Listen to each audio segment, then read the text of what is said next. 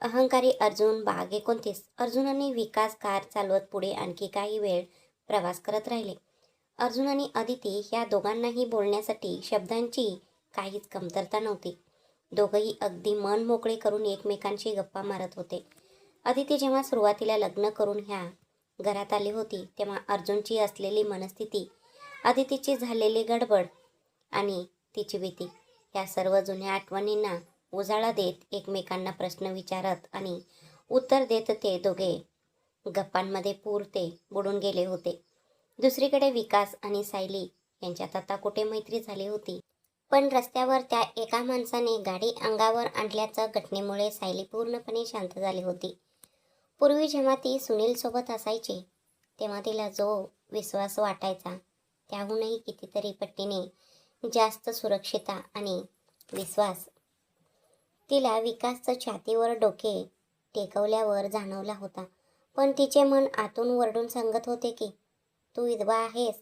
तरीही आपल्या वडिलांचे शब्द आठवून तिने स्वतःचे मन खंबीर केले होते.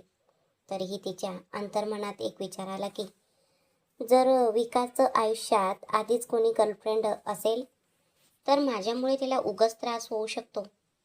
पण लगेच तिने विचार केला की या शहरात विकासला जसे कोणी माहीत नाही तसेच मलाही ते कोणी ओळखत नाही, त्यामुळे काही अडचण येणार नाही असं विचार करत ती कारच्या खिडकीबाहेर पाहत निसर्गाचे सौंदर्य निहाळत बसली. पण विकासची मनस्थिती यापेक्षा पूर्णपणे वेगळी होती. कारण सायलीला त्या बाईकवरून उडवायला आलेली व्यक्ती दुसरी कोणी नसून बिझनेसमधील त्याचा जुना शत्रू होता. न्यूयॉर्कमध्ये जेव्हा विकासने सुरुवातीला अगदी लहान प्रमाणावर आपला बिझनेस सुरू केला होता तेव्हा त्या बाईकवरून हल्ला करणाऱ्या पवननेच त्याला साथ दिली होती. तो आपल्याच भारतातील आहे म्हणून विकासने देखील मैत्रीचा हात पुढे केला होता. दोघे खूप चांगले मित्र बनले होते. सुरुवातीला सगळे काही व्यवस्थित आणि छान चालले होते. जेव्हा जेव्हा ते दोघे एखाद्या सरकारी किंवा व्यावसायिक टेंडरसाठी अर्ज करायचे तेव्हा तिथे विकासच्या नवनवीन कल्पना लगेच मंजूर व्हायच्या. ह्याच कारणांमुळे बहुतांश टेंडर्स विकासलाच मिळायचे. हे यश पवनला सहन झाले नाही. त्यामुळे तो वर मित्र बनून आतून शत्रूसारखं विकासच्या सर्व योजना आणि प्लॅन्स चोरून जाणून घेऊ लागला. पण विकासच्या हे लक्षात येण्यापूर्वीच त्याच्या कंपनीतील PA ऑफिसमधील सर्व गुप्त माहिती चोरून पवनला पुरवत होती. सुरुवातीला जेव्हा 2-3 मोठे प्रोजेक्ट्स विकासच्या हातातून निसटले तेव्हा त्याला फारसे काही वाटले नाही. पण लागोपाठ असेच आणखी 3 प्रोजेक्ट्स हुकल्यानंतर त्याला तीव्र शंका आली की कुठे ना कुठे काहीतरी नक्कीच गडबड होत आहे. म्हणूनच आपल्या ऑफिसमधील नेमकी कोणती व्यक्ती माहिती लीक करत आहे हे शोधण्यासाठी विकासने एक युक्ती लढवली. त्याने आपल्या ऑफिसमधील विश्वासू माणसांना 4 वेगवेगळ्या प्रोजेक्ट्सची प्रेझेंटेशन तयार करायला सांगितले आणि उद्या आपल्याला हे सादर करायचे आहे असे सांगितले. यासोबतच त्याने स्वतः देखील एक अतिशय गुप्त प्रेझेंटेशन तयार करून आपले पैसे सुरक्षित ठेवले होते. दुसऱ्या दिवशी जेव्हा प्रेझेंटेशनची वेळ आली तेव्हा विकास आणि त्याचे 4 विश्वासू लोक तिथे पोचले. तिथे सर्वात आधी पवन उठून उभा राहिला आणि त्याने त्याच्या प्रोजेक्टचे सादरीकरण केले. आश्चर्याची गोष्ट म्हणजे पवनने जे प्रेझेंटेशन दाखवले ते नेमके तेच होते जे विकासने गुपचूप तयार केले होते. पवनचे सादरीकरण संपल्यानंतर विकासच्या कंपनीतील लोक उठण्यापूर्वीच स्वतः विकास तातडीने उभा राहिला आणि त्याने त्याच्याकडील मूळ गुप्त प्रेझेंटेशन सर्वांसमोर मांडले. विकासच्या त्या उत्कृष्ट कल्पनेमुळे शेवटी तो मोठा प्रोजेक्ट विकासलाच मिळाला. ऑफिसमध्ये आल्यानंतर विकासने त्याच्या त्या PAची चांगलीच अक्कल ठिकाणावर आणली. आपल्या हातातून निसटलेल्या सर्व प्रोजेक्ट्सच्या नफातील अर्धी रक्कम तिने भरून द्यावी यासाठी त्याने माझी फसवणूक झाली आहे अशी पोलिसात तक्रार दिली. त्याने तिला तुरुंगात डांबले आणि तिथून आपले पैसे वसूल केले. या घटनेनंतर त्याने खूप खोल विचार केला आणि भारतात एक नवीन कंपनी सुरू करण्याचा निर्णय घेतला. तो भारतात आला आणि काही दिवस माणसा मावशीच्या घरी राहून त्याने आपली कंपनी स्थापन केली. सर्व गोष्टी व्यवस्थित सुरू आहेत की नाही हे तपासून तिने मूर्ती काकांच्या एका अत्यंत विश्वासू माणसाला तिथे मॅनेजर म्हणून नियुक्त केले आणि तो स्वतः पुन्हा न्यूयॉर्क सिटीला निघून गेला. स्वतः सुरू केलेली ती कंपनी त्याने नंतर दुसऱ्या एका मोठ्या समूहाला विकली आणि त्याचे शेअर्स स्वतःकडे ठेवले. कंपनी स्वतःचे काही शेअर्स ठेवून तो न्यूयॉर्कमध्ये दिवसाच्या वेळी घरातूनच भारतातील कंपनीचे काम अगदी आरामात सांभाळत असे. पण आता पवन त्याला शोधत थेट भारतात आला आहे आणि इतकेच नाही तर त्याने थेट सायलीला टार्गेट केले आहे. विकासने मनात विचार केला की त्या पवनने आता अर्जुन शेखावतला बिझनेसमध्ये टक्कर देण्याचं किंवा त्याच्याशी स्पर्धा करण्याचं काही प्लॅन आखला आहे की काय. जर चुकून असे काही घडले असेल तर देवा तूच आता त्या पवनला अर्जुनपासून वाचव, अशी त्याने मनातल्या मनात प्रार्थना केली. कारण अर्जुन खूप शक्तिशाली होता. या विचारांमधून बाहेर पडून जेव्हा त्याने बाजूच्या शीटवर पाहिले तेव्हा सायली अत्यंत गोडपणे गाढ झोपलेली होती. तेवढ्यात अर्जुनचा फोन आला. विकासने फोन उचलला आणि म्हणाला, सांगा बॉस. त्यावर अर्जुन म्हणाला, गावाचा रस्ता आता अगदी थोड्याच अंतरावर आहे, माझी कार फॉलो कर, असे सांगून त्याने फोन कट केला. अखेर काशीपूर असे नाव लिहिलेली पाटी पाहून अर्जुनने कार त्या पलकाने दाखवलेल्या दिशेने वळवले. विकासने देखील त्याच्या कारचा पाठलाग केला. गावाच्या वेशीवर बसलेल्या काही लोकांजवळ त्याने कार थांबवली आणि विचारले, वर्धन शेखावत यांचे घर कुठे आहे. तिथे बसलेले लोक तातडीने उठून कारजवळ आले आणि म्हणाले, अरे बाळा, कोण आहात तुम्ही. त्यावेळी अर्जुनने डोळ्यांवर लावलेला कूलिंग ग्लास काढला. त्याला पाहताच तिथे उपस्थित असलेले लोक क्षणभर पूर्णपणे थक्क झाले. ही गोष्ट अगदी खरी होती, कारण अर्जुन हुबेहूब त्याच्या आजोबांसारखं म्हणजेच वर्धन यांच्यासारखं दिसत होता. गावातील वृद्ध लोकांना वर्धन यांच्या तरुणपणाचा चेहरा चांगलाच आठवत होता. त्यामुळे अर्जुनला पाहून ते थक्क झाले होते. त्याशिवाय गेल्या कित्येक वर्षात त्या घरात वर्धन यांची चौकशी करायला साधे एक पाखरू देखील आले नव्हते. अशा परिस्थितीत थेट कारमधून उतरलेले वर्धन यांची ही हुबेहूब जेरॉक्स कॉपी पाहून ते लोक जणू बोलणेच विसरून गेले होते. अहो आजोबा, असे अर्जुनने पुन्हा एकदा मोठ्याने हाक मारली. तेव्हा कुठे ते वृद्ध आजोबा भानावर आले आणि त्यांनी विचारले, बाळा, तू नक्की कोण आहेस रे. त्यावर अर्जुन म्हणाला, मी त्यांचा नातू आहे, अखिलेश शेखावत यांचा मुलगा. त्याने असे सांगताच ते वृद्ध आजोबा घरचा पत्ता सांगण्याऐवजी मागे वळून ओरडले, अरे मारुती, बघ रे इकडे, हे वर्धन शेखावत यांचे नातू आले आहेत रे. असे ओरडून सांगत त्यांनी अर्जुनकडे पाहिले आणि पत्ता सांगताना म्हणाले, बाळा, इथून सरळ 1 मैल पुढे जा, तिथे एक मोठे पिंपळाचे झाड लागेल. तिथून डावीकडे वळ आणि सरळ पुढे जा. मग तुला दगडी बांधकाम असलेला एक 3 मजली वाडा दिसेल. तेच आपले वर्धन मालकांचे घर आहे. थँक्यू आजोबा, असे म्हणून अर्जुनने कार पुढे काढली. आजकालच्या युगात मोबाईल आणि सोशल मीडियाचे नेटवर्क सर्वत्र पसरलेले असल्यामुळे अवघ्या काही सेकंदातच ही बातमी गावात वाऱ्यासारखी पसरली आणि वर्धन यांच्या वाड्यासमोर अख्खे गाव गोळा झाले. पण घरात बसलेल्या वर्धन आजोबांना या कशाची कल्पना नव्हती.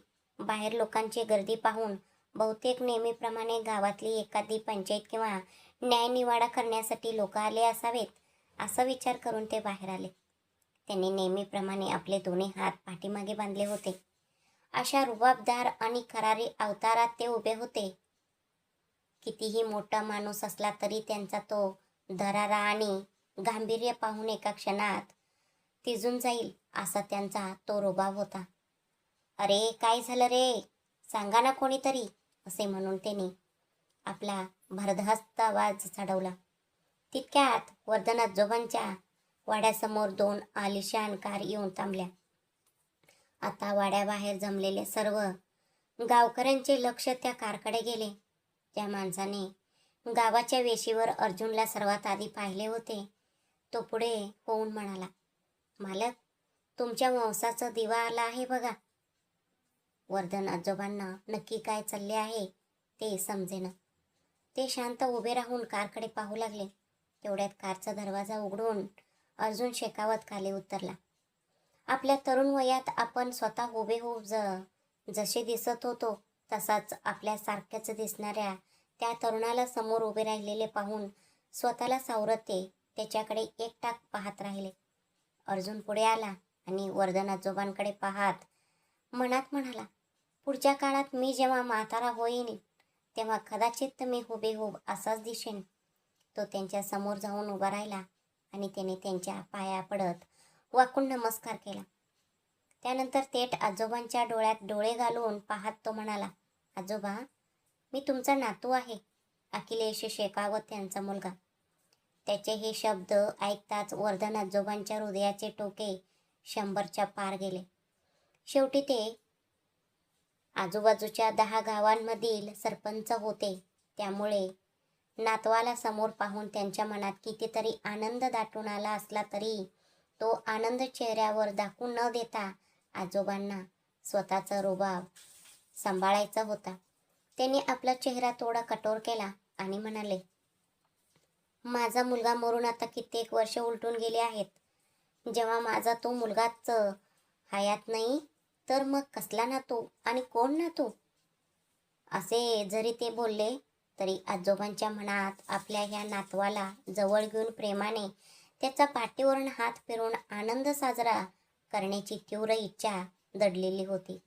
वर्धन आजोबांचे हे कडक बोलणे ऐकून अर्जुन शेखावत मंद हसला आणि म्हणाला, आजोबा, तुम्ही आजूबाजूच्या 10 गावांसाठी न्याय निवाडा करणारे मोठे गृहस्थ आहात.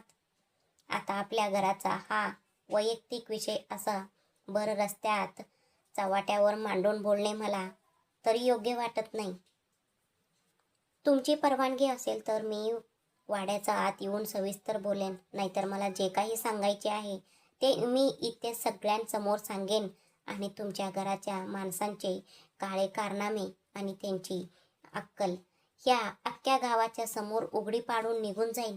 शेवटी आजोबांच्याच रक्ताचा वारस असल्यामुळे अर्जुनच्या अंगीही हट्टीपणा जरा जास्तच टासून भरलेला होता. वर्धन आजोबांनी एकदा आजूबाजूला नजर टाकली.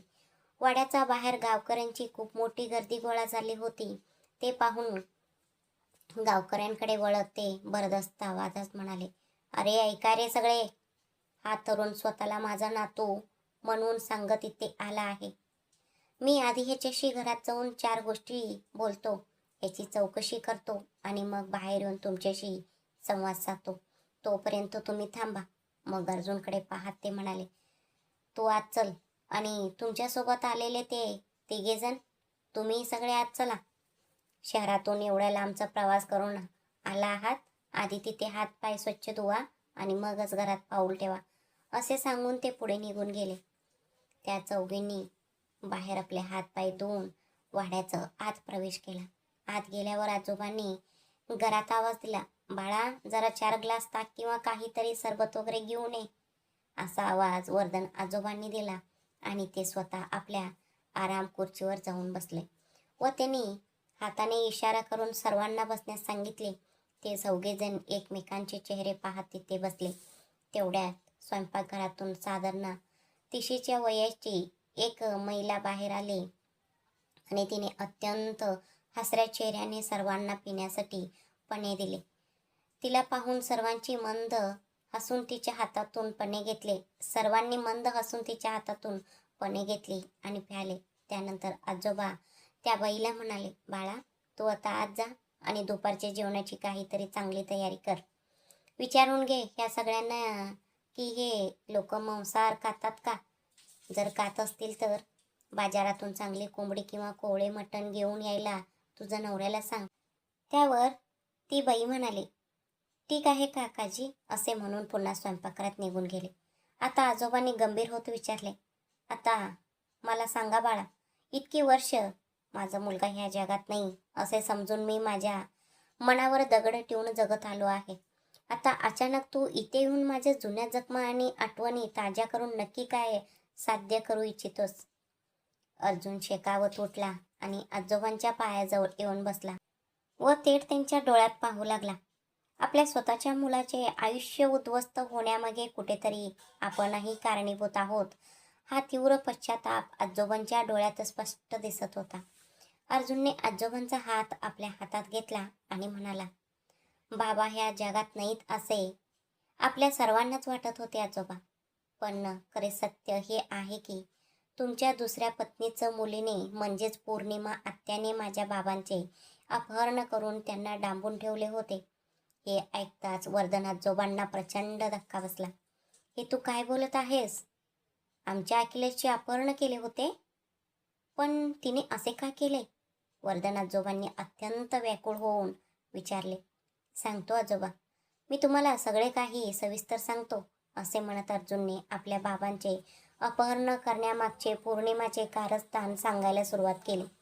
तिने तिच्या मुलीशी म्हणजेच मोनाशी लग्न करण्याचे वचन कसे घेतले, पौर्णिमाचा भावाला ऑफिसमध्ये नोकरीवर ठेवल्यावर त्याने कंपनीचे लाखो रुपये चोरून तो कसं फरार झाला आणि अजूनही लपून बसला आहे.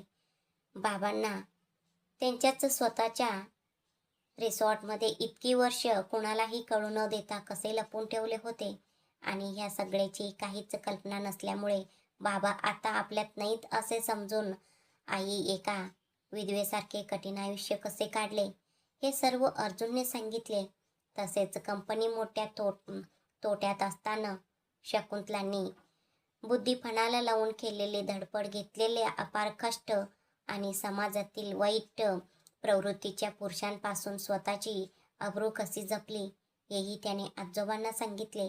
इतकेच नाही आजोबा, मी नुकतीच रविकांत मामांची भेट घेतली होती. तेव्हाच मला समजले की तुमच्या दुसऱ्या पत्नीचं मुलांनी माझ्या बाबांना डांबून ठेवले होते. आम्ही सर्वांनी मिळून त्यांचा शोध घेतला आणि त्यांना सुखरूप घरी घेऊन आलो. बाबा घरी आल्यावर त्यांनीच आम्हाला सांगितले की आमचे आजोबा अजून जिवंत आहेत. म्हणूनच आम्ही सगळे तुम्हाला भेटण्यासाठी आणि घरी घेऊन जाण्यासाठी इथे आलो आहोत, असे सांगताना अर्जुनच्या डोळ्यातून अश्रू वाहू लागले. हे ऐकून वर्धन आजोबांचे मन प्रचंड दुःखाने भरून आले. त्यांच्या छातीत जणू कोणीतरी एकाच वेळी 100 सुया टोचल्या आहेत, इतक्या वेदना त्यांना होत होत्या. त्यांनी मनातल्या मनात विचार केला की मी दुसऱ्या लग्नाला साफ नकार दिला होता, तरीही माझे न ऐकता त्यांनी ते लग्न लावून दिले. माझ्या दुसऱ्या पत्नीने जेवणात किंवा दुधात काहीतरी मिसळून माझ्याशी जबरदस्तीने संबंध ठेवले आणि ती 2 मुलांची आई झाली. आजूबाजूच्या 10 गावांना न्याय देणाऱ्या माझ्याच घरात असा एवढा मोठा अन्याय झाला आहे, हे जर लोकांना समजले तर लोक माझी थट्टा करतील, माझ्या पाठीवर वेगवेगळे टोमणे मारून हसतील. कृपानेच शेत खाल्ल्यासारखं हा प्रकार झाला आहे असे म्हणून लोक टाळ्या वाजवून माझे टिंगल उडवतील, हा सगळं विचार करून आजोबांनी तो अपमान मनातल्या मनात गिळला होता. त्यांनी भूतकाळात सर्वांशी संबंध तोडून पौर्णिमाला आणि रविकांत मामाला शोधून दुसऱ्या देशात पाठवून दिले होते. आपल्या दुसऱ्या पत्नीच्या लहान मुलाला त्याची संपत्ती देऊन पुन्हा कधीही या गावाकडे तोंड दाखवायचे नाही अशी सक्त ताकीद देऊन हाकलून दिले होते. तेव्हापासून ते फक्त आपल्या थोरल्या मुलाच्या आठवणीत जगत होते. पण आता माझा तो मुलगा अजून जिवंत आहे हे ऐकून आजोबांचे मन आनंदाने भरून आले. आजोबांनी अर्जुनला प्रेमाने उठवले, त्याचा चेहरा आपल्या दोन्ही हातात घेतला आणि एकदा आपल्या या नातवाला डोळे भरून पाहिले. त्यांनी त्याच्या पाठीवरून अंगावरून प्रेमाने हात फिरवला. तू तर हुबेहूब माझीच प्रतिकृती आहेस रे बाळा. काय नाव आहे तुझे? आजोबांनी अत्यंत आपुलकीने विचारले. अर्जुन शेकावत तो म्हणाला. त्याचे हे उत्तर ऐकून वर्धन आजोबांनी मोठ्या रुबाबाने त्याच्या मिशीवरून हात फिरवला. तू खरं सांगतो आहेस ना रे बाळा? माझ्या अखिलेश खरोखरच जिवंत आहे ना? पुन्हा एकदा खात्री करून घेण्यासाठी आजोबांनी व्याकुळ होऊन विचारले. एकच मिनिट थांबा, असे म्हणून अर्जुनने आपला मोबाईल काढला आणि थेट आपल्या बाबांना व्हिडिओ कॉल लावला. इकडे घरात बसलेले अखिलेश देखील अर्जुन गावी गेल्यापासून हातात फोन धरूनच वाट पाहत होते. व्हिडिओ कॉल येताच त्यांनी तो लगेच ऑन केला. मोबाईलच्या स्क्रीनवर आपल्या वडिलांचा चेहरा दिसताच अखिलेश यांच्या आनंदाला पारवारा उरला नाही. त्यांचे डोळे भरून आले होते. इकडे वर्धन आजोबांच्या आनंदालाही सीमा उरली नव्हती. आपले दुःख किंवा आनंद कधीही चेहऱ्यावर दाखवून न देणारे आजोबा आज मात्र कमालीचे भावुक झाले होते. ज्या मुलाला मृत समजले होते तो मुलगा जिवंत समोर उभा आहे या एकाच विचाराने त्यांना अथांग आनंद दिला होता. दोघंही व्हिडिओ कॉलवर एकमेकांचे चेहरे डोळे भरून पाहत होते. अखेर बाणावर येत वर्धन आजोबांनी अत्यंत भावुक आवाजात हाक मारली, बाळा अखिलेश.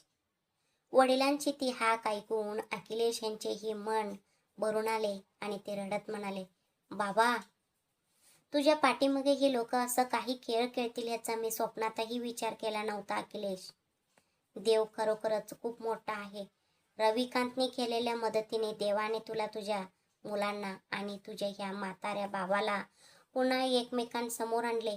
हेच खूप मोठे भाग्य आहे, असे म्हणत आजोबांनी रुमाल काढून आपले डोळे पुसले. बाबा, तुम्ही रडू नका. तुम्हाला असे रडताना पाहण्यासाठी मी अजून जिवंत उरलो आहे का सांगा.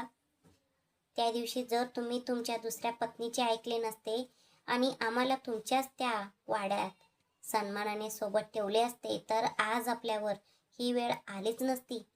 अखिलेश जुन्या आठवणींनी भावुक होत म्हणाले, होय रे माझे अखिलेश, तुझा हा बाप खरोखरच मूर्ख ठरला.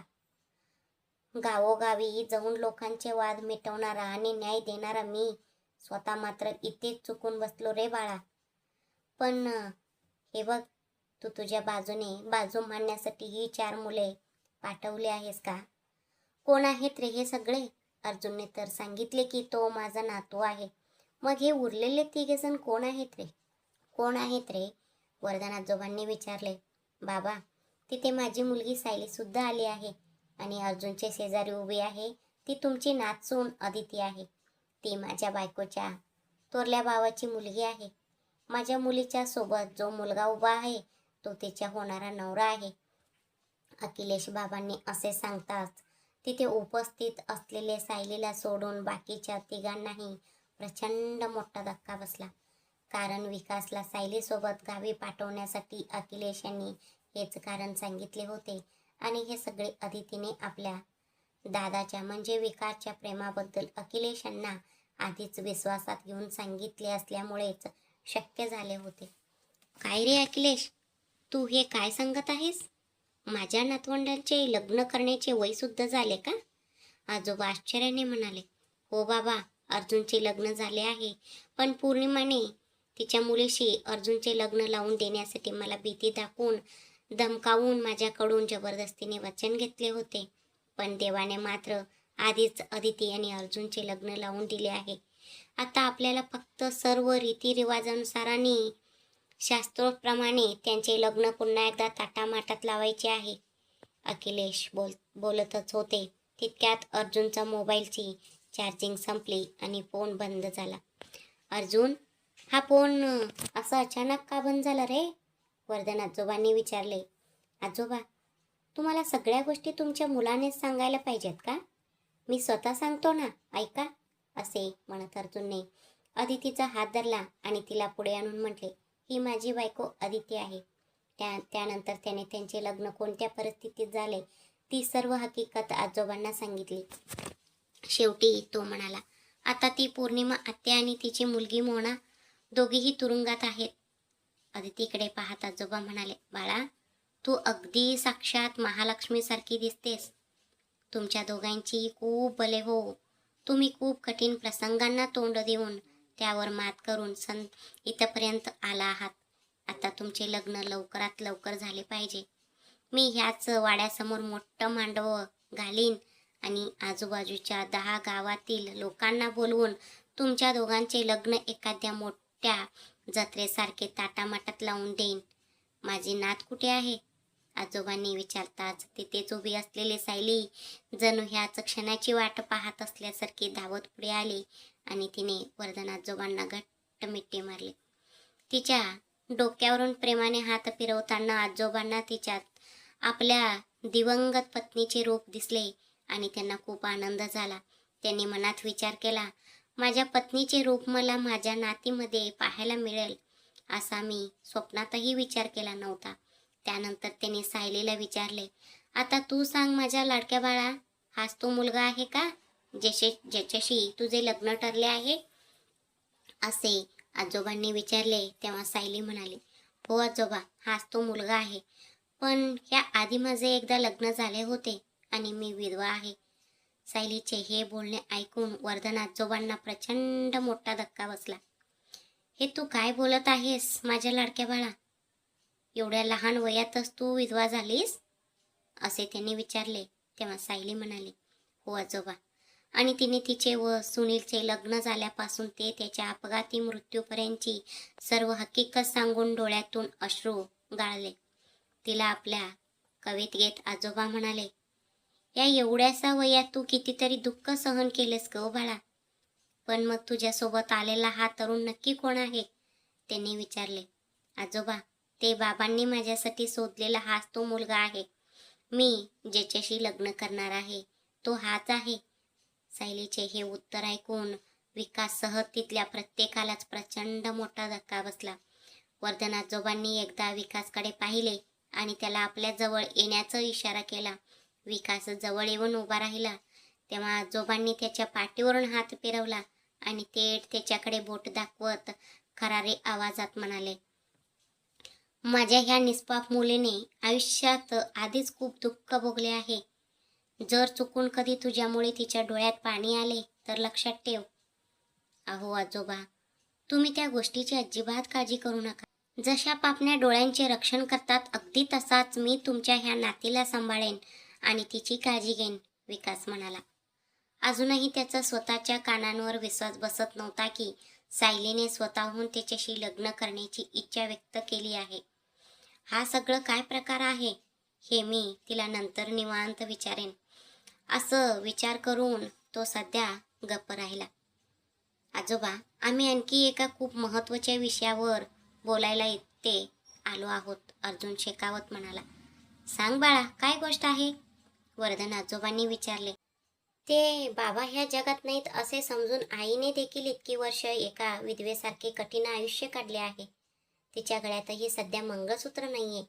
म्हणूनच सर्वात आधी आपण आई यांनी बाबांचे लग्न लावून देणार आहोत आणि त्यानंतर आमचे व सायलीचे लग्न होईल. अर्जुनने आपला विचार मांडला. ठीक आहे, तर मग तुझ्या आई बाबांना लवकरात लवकर इथे बोलावून घे. मी आपल्या गावातील गुरुजींना इकडे यायला सांगतो, असे म्हणत आजोबांनी घरात आवाज दिला. विठ्ठल, जरा इकडे ये रे. आजोबांनी हाक मारताच साधारण 40शीचा विठ्ठल पुढे आला आणि म्हणाला, सांगा बाबा. संध्याकाळपर्यंत गुरुजींना इकडे बोलावून घे. आणि हो, मी तुळसाला दुपारच्या जेवणासाठी मटण चिकन करायला सांगितले आहे, तर तिला स्वयंपाकासाठी नक्की काय काय सामान हवे आहे ते विचारून बाजारातून आणून दे. आजोबांनी आज्ञा केली. ठीक आहे बाबा, असे म्हणून विठ्ठल तिथून निघून गेला. त्यानंतर अर्जुनकडे वळत वर्धन आजोबा म्हणाले, बाळा, तो विठ्ठल आहे आपल्या तुळसाचा नवरा. अगदी लहान वयात असतो लग्न करून ह्या वाड्यात आला होता. त्यावेळी विठ्ठलचे वडिलांनी त्याची आई राहत असलेल्या झोपडीला आग लागली आणि ते दोघे त्यातच जळून मारले. इकडे तुळसाला देखील कोणी नव्हते, ती अनाथ होती. ही दोघे पुढे मला आधार म्हणून माझ्या पाठीशी उभी राहिली. आता ही दोघे माझ्या स्वतःच्या मुलांसारखीच ह्या वाड्याची जबाबदारी सांभाळतात. आजोबांनी विठ्ठल आणि तुळसाची हकीकत सांगितली. तेव्हा अर्जुनला मनापासून खूप आनंद झाला. आजोबा, मी स्वयंपाकघरात जाऊन तुळसा मावशीचं स्वयंपाकात मदत करू का? अदितीने विचारले. त्यावर आजोबा म्हणाले, हो नक्कीच जा बाळा, हे तुझेच तर घर आहे. आजोबांनी असे सांगताच अदिती आणि सायली दोघीही स्वयंपाकघराच्या दिशेने गेल्या. वाड्यातील दुसऱ्या एका नोकराने येऊन अर्जुन आणि विकासला विश्रांती घेण्यासाठी त्यांची खोली दाखवली. खोलीत आल्यावर विकासने अर्जुनच्या जवळ येऊन विचारले, बॉस, काय चालले आहे हे सगळे? सायली जे स्वतःहून माझ्याशी लग्न करायला तयार आहेत असे सांगत आहेत, हे असे कसे शक्य आहे? मलाही याबद्दल काही माहीत नाही विकास, पण तू सायलीवर मनापासून प्रेम करतोस हे तर सत्य आहे ना? आता समोरून आलेली संधी स्वतःहून नाकारण्याची चूक करू नकोस. जर ते स्वतःहून असे बोलले आहे तर यामागे नक्कीच माझ्या बाबांचा काहीतरी मोठा प्लॅन असेल. त्यामुळे जास्त विचार करू नकोस, गुपचूप लग्न करून घे. अर्जुन आपल्या बहिणीचे आयुष्य सुखाचे होत आहे या आनंदात म्हणाला. नाही बॉस, कोणाच्या तरी सांगण्यावरून किंवा केवळ दबावाखाली किंवा दबावाला बळी पडून सायलीने माझ्याशी लग्न करावे हे माझ्या मनाला अजिबात पटत नाहीये. विकास अत्यंत गंभीर होऊन म्हणाला. विकास, ती परिस्थितीच्या दबावामुळे का होईना या लग्नासाठी तयार झाली आहे ना.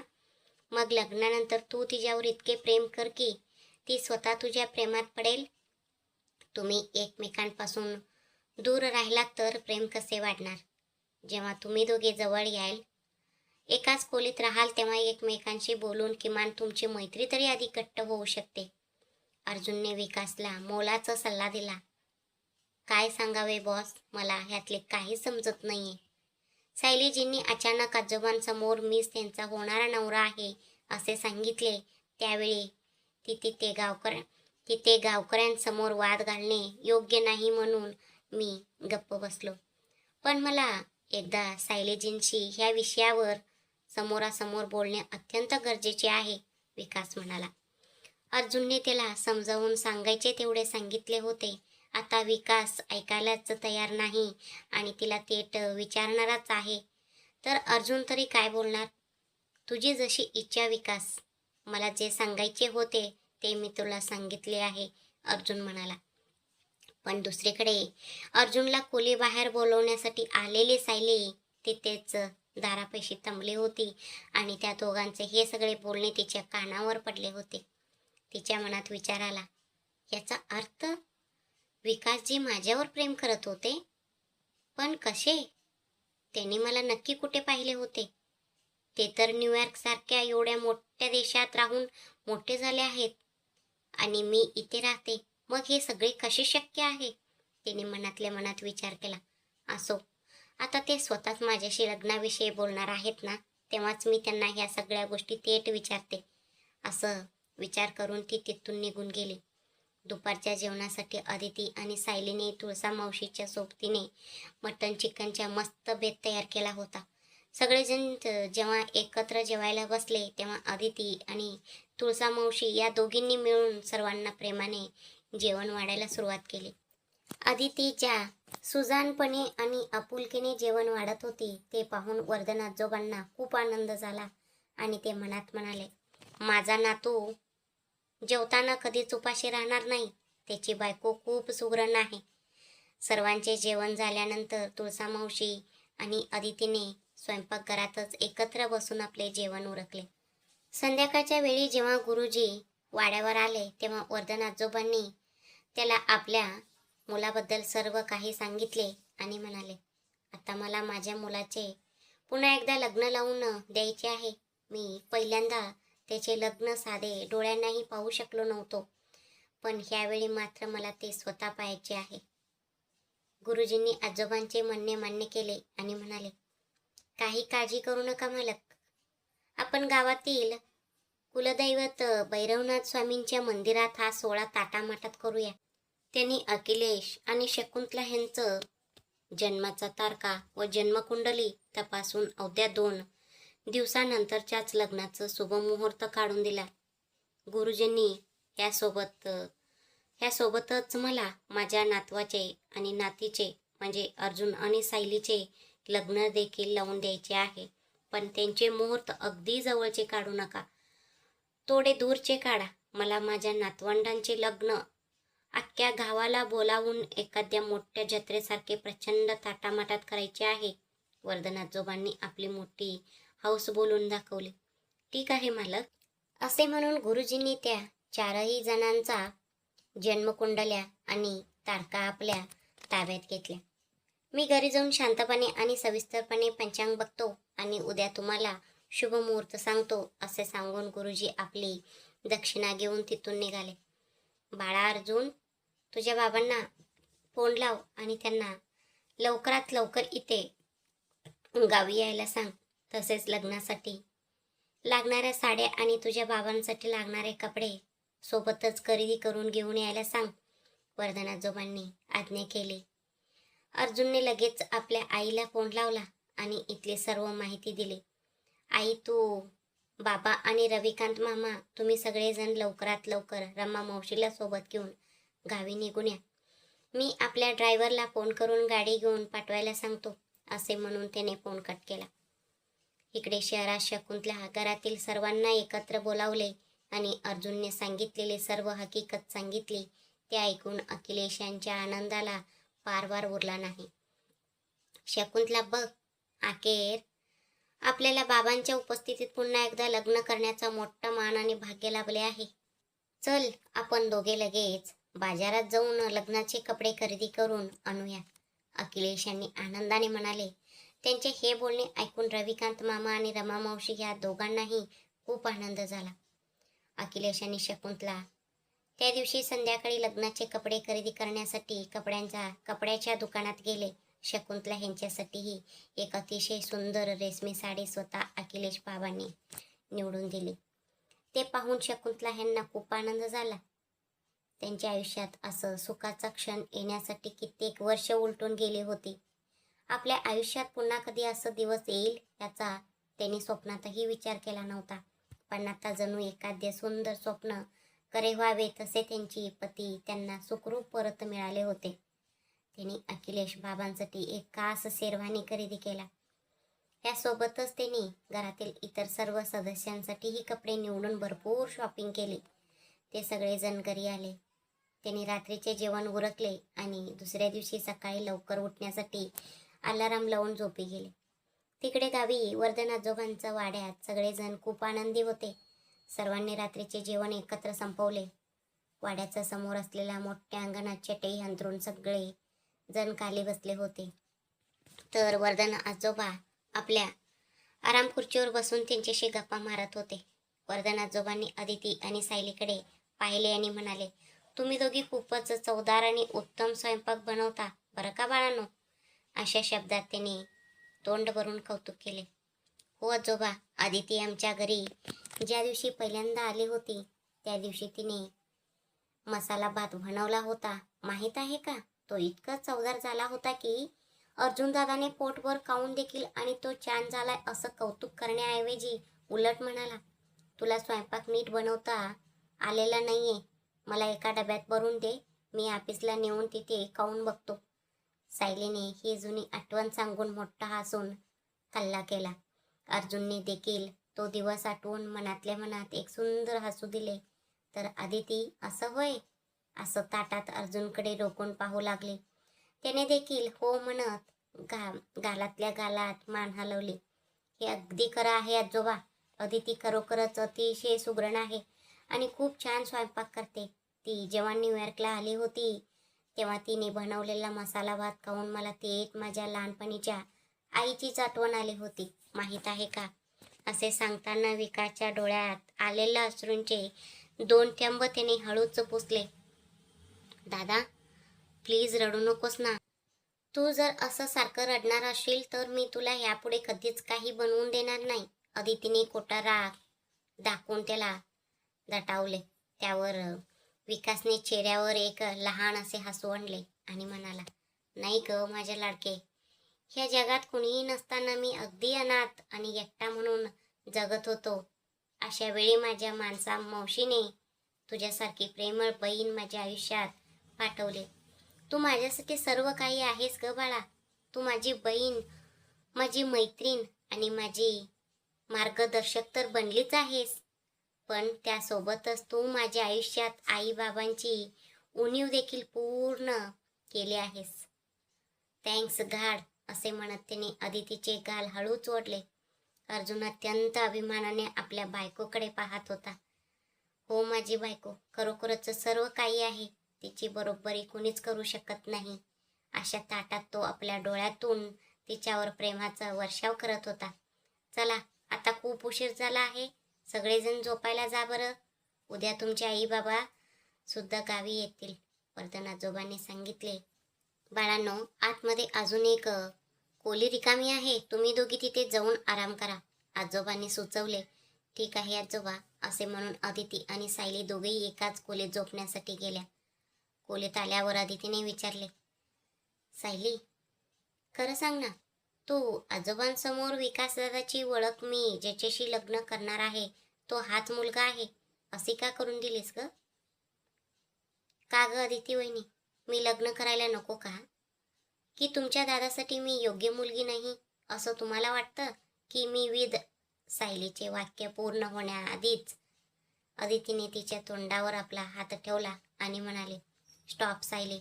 तू जर माझ्या दादाचा मनापासून स्वीकार करून त्याला तुझ्या आयुष्यात एक नवीन संधी दिलीस, तर त्याला किती आनंद होईल याची तुला कल्पनाही नाही. असे बोलताना अदितीचे डोळे भरून आले. वहिनी, खरं सांगा, तुमच्या मनात माझ्याबद्दल नक्की काय विचार चालू आहेत? आणि तुम्हाला माहीत आहे असे मला वाटत आहे. आणि विकासजी देखील तसेच वागत आहेत. खरोखरच तुम्ही माझ्यापासून काहीतरी नक्कीच लपवत आहात असे मला तीव्रतेने जाणवत आहे, सायली अदितीला म्हणाली. आपल्या दादाचे आयुष्य आणि सायलीचे आयुष्य ह्या दोघांचेही जीवन जर पूर्वपदावर आणायचे असेल, तर सायलीला दादाबद्दलचे हे सत्य माहीत असणे अत्यंत आवश्यक आहे. असं विचार करून अदितीने सर्व काही सांगायचे ठरवले. हो सायली, माझा दादा म्हणजेच विकास दादा तुला 2 वर्षांपूर्वीच मनापासून पसंत केला होता. अदितीने हे सांगताच सायलीला प्रचंड मोठा धक्का बसला. तरीही ती पुढे काहीही न बोलता अदितीचे बोलणे अगदी शांतपणे ऐकू लागली. तू जेव्हा कॉलेजच्या कॅम्पसाठी बाहेर गेली होतीस, म्हणजेच त्या वर्षी माझे आणि अर्जुन सरांचे लग्न झाले होते, तेव्हा तू कॉलेजकडून कॅम्पला गेली होतीस ना? नेमक्या त्याच वेळी दादा देखील न्यूयॉर्कवरून भारतात आला होता. त्याने तुला सर्वात आधी कॅम्पमध्ये पाहिले होते आणि तिथेच तो तुझं प्रेमात पडला होता. त्याने तुझा पाठलाग केला आणि खूप कष्ट घेऊन तुझी चौकशी केली. तेव्हा त्याला समजले की तुझे नाव सायली आहे आणि तू अजून सेकंड इयरमध्ये शिकत आहेस. तुझी ही माहिती मिळाल्यावर कुठे त्याच्या मनाला जरा शांतता लाभली होती. त्यानंतर जेव्हा त्याला समजले की तू अर्जुन शेखावतची सख्खी बहीण आहेस, तेव्हा त्याने स्वतःच विचार केला की घरचे लोक अजून पुढची 2 वर्षे तरी तुझे लग्न करणार नाहीत. म्हणूनच तो निश्चित होऊन पुन्हा न्यूयॉर्कला परत निघून गेला. त्यानंतरच्या दिवसात तो दिवसभर काम करायचा आणि रात्री तुझे एक फोटो हातात घेऊन संपूर्ण दिवसाची हकीकत तुझ्या त्या फोटोला सांगायचा. पण मी स्वतः अर्जुन शेखावत यांची पत्नी आहे ही गोष्ट त्याला माहीत नव्हती. मी देखील कधी माझ्या भूतकाळाविषयी त्याला तोंड उघडून काहीही सांगितले नव्हते आणि त्यानेही मला कधीही विचारले नव्हते. जेव्हा अर्जुन सर स्वतः अमेरिकेला आले तेव्हा त्याने मला समजावून सांगितले आणि मी देखील भारतात परत येण्यास तयार झाले. जेव्हा मी विकास दादाला माझ्या नवऱ्याची अधिकृत ओळख करून दिली तेव्हा तो खूप आनंदी झाला होता. कारण तुझ्या घरच्यांचे मन वळवून लग्नाला होकार मिळवून मग तुला आपल्या मनातील प्रेम सांगायचे असा त्याचा प्लॅन होता. पण पुढे काय झाले हे तुला माहीतच आहे. तोपर्यंत सुनील दादा तुझ्या आयुष्यात येऊन कायमचा दूर निघून गेला होता. ह्याच वेळी विकास तुला पहिल्यांदा त्या हॉस्पिटलमध्ये भेटला होता. तुझे लग्न झाले आहे हे समजल्यावर तो किती त्रास करून घेतला होता आणि किती थडपडला होता हे फक्त मलाच माहीत आहे. जेव्हा तो मावशीच्या कुशीत डोके ठेवून रडत आपल्या अपुऱ्या प्रेमाची दाट भावना बोलून दाखवायचा तेव्हा माझे काळीज हे पूर्णपणे पिळवटून निघायचे. कारण ज्याने आयुष्यात कधी कोणाचे खरे प्रेम पाहिले नाही, अशा माणसाला जेव्हा शेवटी प्रेम मिळते अशी आशा वाटते आणि ती आशा अचानक तुटून जाते, तेव्हा होणाऱ्या वेदना नक्की काय असतात हे मी देखील तुझ्या दादाच्या बाबतीत जवळून अनुभवले आहे सायली. मी तुझ्या समोर हात जोडून विनंती करते, प्लीज माझ्या दादाला तुझ्या आयुष्यात एक संधी देशील का? अदितीने व्याकुळ होऊन विचारले. अदितीचे हे शब्द ऐकून सायलीला अजूनही धक्का सहन होत नव्हता. जेव्हा अदितीने सायलीचे दोन्ही हात आपल्या हातात घेऊन आपल्या दादासाठी पुन्हा एकदा विनंती केली, तेव्हा कुठे सायली वास्तवतेत आली आणि म्हणाली, तुम्ही अजिबात काळजी करू नका वहिनी, मी विकासजींचेच लग्न करेन.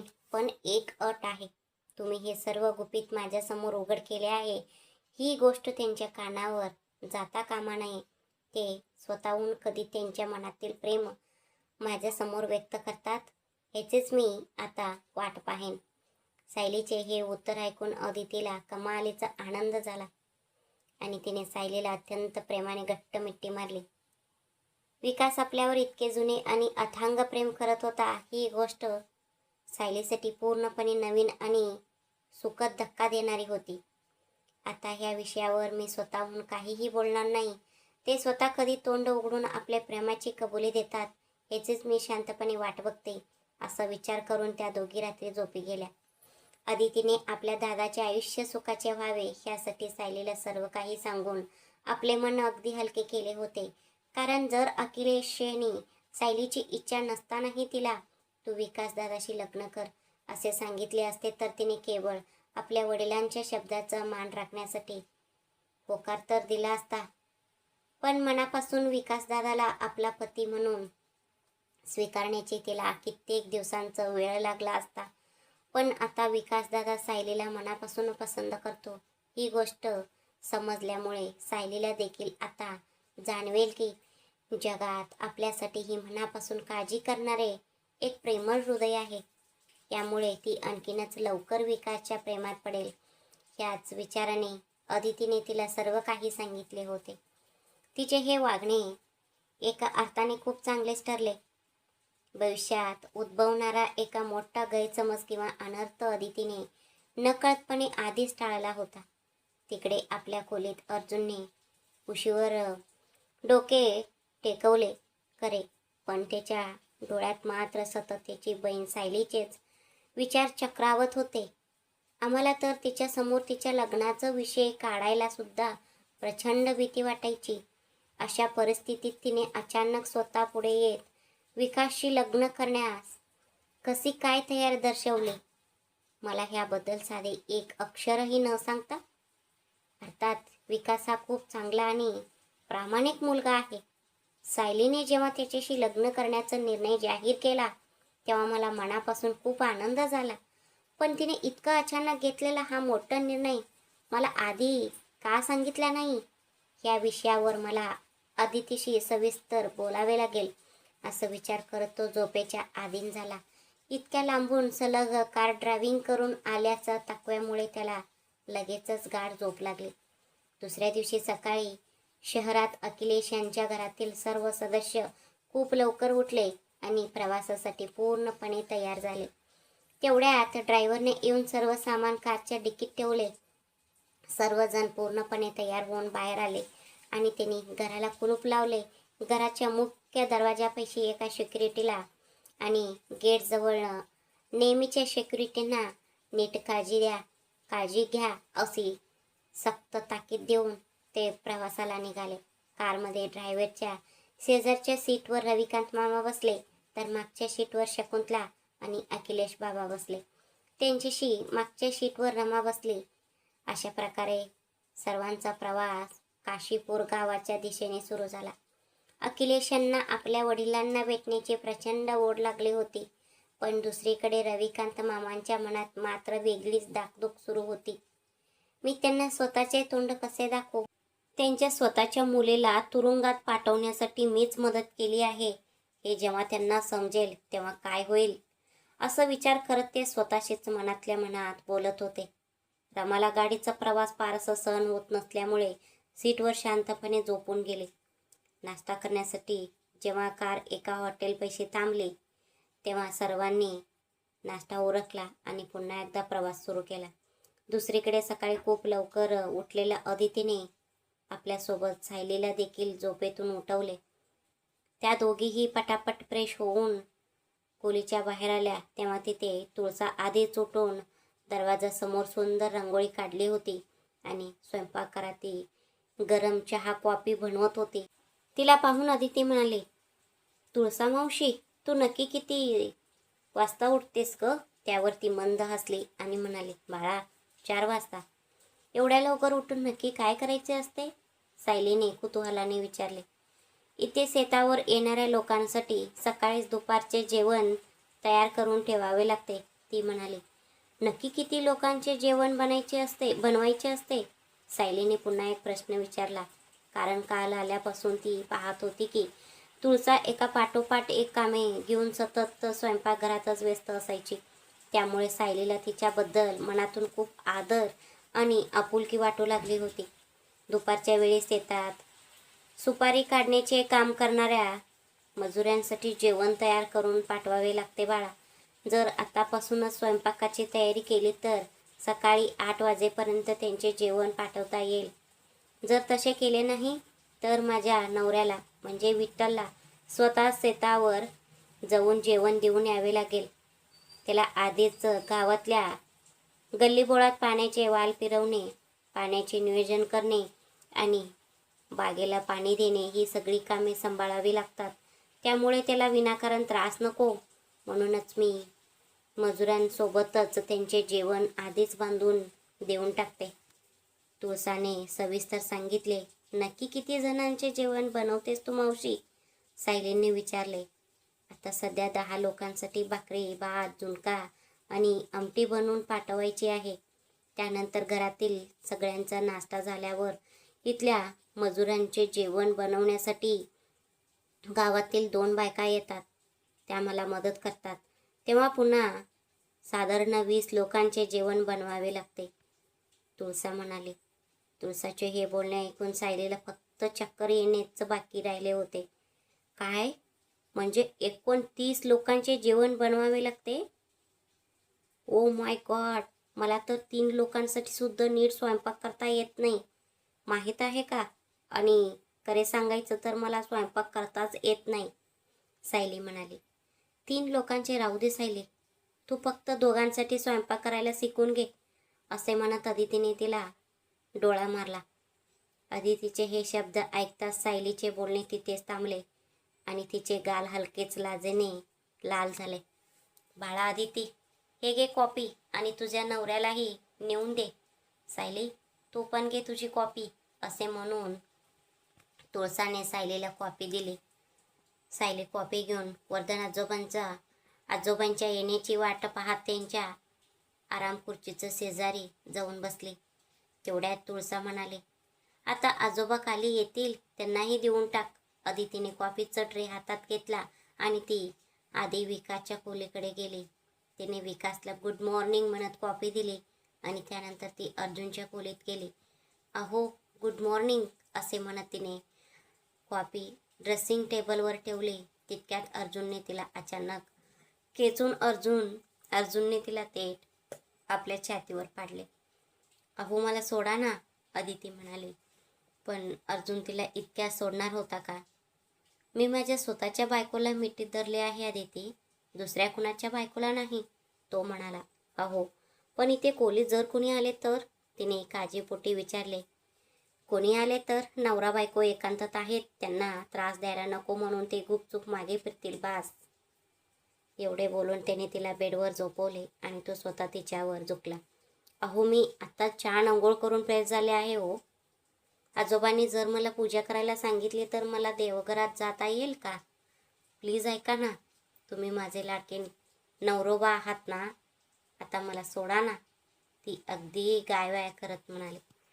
हे बघ, माझी झोप अजून पूर्ण उडालेली नाही आहे, सो तू अशीच काही वेळ शांत राहा. मी असाच तुझ्यावर डोके ठेवून थोडा वेळ झोपतो, असे म्हणत अर्जुनने तिचे काहीही न ऐकता थेट तिच्या छातीवर आपले डोके टेकवले. अदितीच्या हृदयाचे टोके आता 100च्या पार गेले होते. आजवर आमच्यात कधीही इतकी जवळीक किंवा मोकळेपणा वाढला नव्हता, पण आज अचानक जर ते असे वागू लागले तर माझ्या ह्या गरीब हृदयाने तरी हे कसे सहन करावे, ते मनात विचार करत होते. तेवढ्यात अर्जुनने आपले डोके वर केले आणि अदितीच्या चेहऱ्याकडे पाहिले. तिच्या चेहऱ्यावर एक न समजणारी अनोखी गोड भावना उमटली होती. तिला अगदी हळूच उठून त्याने आपल्या मांडीवर बसवले आणि तिच्या कमरेभोवती हात गुंडाळत विचारले, माझ्यासोबत असे जवळीक साधणे तुला कठीण जात आहे का अदिती? त्यावेळी त्याच्या आवाजात नक्की कोणती भावना होती हे त्याला समजत नव्हते. नाही हो, तुमच्यासोबत असेच प्रेमळ क्षण जगावेत अशी माझीही मनापासून इच्छा आहे, पण असे अचानक झाल्यावर मला थोडी भीती वाटल्यासारखे झाले बास. का हो, तुम्हाला वाईट वाटले का? अदितीने काळजीने विचारले. कारण आपल्या वागण्यामुळे अर्जुनचे मन तर दुखावले गेले नाही ना, अशी तिला शंका आली होती. तिला हळूच स्वतःकडे वळवत तो म्हणाला, हे बघ सोना, आपण दोघे नवरा बायको म्हणून एकत्र येऊन आता 2 वर्ष उलटून गेली आहेत. माझ्यासाठी तुझे मन तुझे सोबती असणे आणि तुझा हा आश्वासक स्पर्शाचं पुरेसा आहे ग. मी केवळ तुझ्या देहाची भूक असलेला माणूस नाही, पण म्हणून मला जास्त वाटही पायाला लावू नकोस. तू जेव्हापासून माझ्या प्रेमाचा स्वीकार केलास तेव्हापासून आपल्यात खूप मोकळेपणा आणि जवळीक आहे. पण आजच्यासारखे रोमॅन्टिक क्षण कधी आले नव्हते हे मलाही ठाऊक आहे. मी तुझे मन तर आधीच जिंकले आहे. आता तुला पूर्णपणे जिंकण्यासाठी मी नक्कीच वाट पाहीन अदिती. आईबाबांचे लग्न झाल्यावर आपल्यासोबतच सायलीचे देखील लग्न होऊ शकते. असे बोलताना अर्जुनला आता सायलीच्या विषयावर अदितीला काहीतरी विचारावेसे वाटले. अदिती, सायलीने घेतलेल्या ह्या अचानक निर्णयाबद्दल तुला काही माहीत आहे का ग? त्याने विचारले. हो, मला ह्याबद्दल सगळं माहीत आहे. मी देखील ह्याच विषयावर तुमच्याशी सविस्तर बोलणार होते, पण आता नाही. तुम्ही आधी लवकर फ्रेश होऊन नाश्ता करा, मग आपण सगळे जण शेतात फेरफटका मारायला जाऊया. तिथे मी तुम्हाला सर्व काही सांगेन. मलाही आता लवकर खाली जावे लागेल. मामांचा फोन आला होता. ते म्हणाले की दुपारपर्यंत आम्ही सगळेजण तिथे पोहोचू. अदिती म्हणाली. ठीक आहे, तर मग आजचं पुरते एवढेच, असे म्हणत अर्जुनने तिच्या गालावर, कपाळावर आणि नाकावर वेगवेगळ्या प्रेमाचे चुंबन घेतले आणि तो आंघोळीसाठी निघून गेला. अदिती पूर्णपणे लाजेने लाल झाली होती. ती खाली हॉलमध्ये आली तेव्हा वर्धन आजोबा आधीच खाली आले होते आणि आपली कॉफी पीत सायलीसोबत गप्पा मारत बसले होते. आजोबा, मला तुमचे शेत दाखवा ना, सायलीने कौतुकाने विचारले. तिच्या ह्या बोलण्यावर आजोबा म्हणाले, मी आता म्हातारा झालो आहे ग माझ्या लाडक्या बाळा. तुझा तो होणारा नवरा आहे ना, त्याला सोबत घेऊन जा. मी आपल्या गड्याला सांगून ठेवतो, तो तुम्हाला पूर्ण शेत फिरवून दाखवेल. आजोबांचे हे बोलणे ऐकून सायलीला मात्र आता विकासचा सामना कसा करावं याची प्रचंड भीती वाटू लागली. कारण आपण त्याच्याशी लग्न करणार आहोत हे सत्य स्वतः विकासला देखील माहीत नव्हते. आणि आता त्याने जर ह्याबद्दल थेट प्रश्न विचारला तर आपल्याकडे काहीच उत्तर नाही याची तिला जाणीव झाली होती. नको आजोबा, मी माझ्या दादासोबत जाईन, सायली म्हणाली. तेवढ्यात तिथे आलेल्या अदितीने मध्येच टोकले आणि म्हणाले, सायली, मी आणि तुमचा दादा दुसऱ्या कामासाठी बाहेर जाणार आहे, असं आम्ही आत्ताच प्लॅन केला होता. तू विकास दादासोबतच शेतावर जा. तुम्ही दोघे जण तिथे छान वेळ घालवून या. अदितीच्या ह्या गुगलीमुळे आता सायलीला विकाससोबत जाण्याशिवाय आता दुसरा कोणताही मार्ग उरला नव्हता.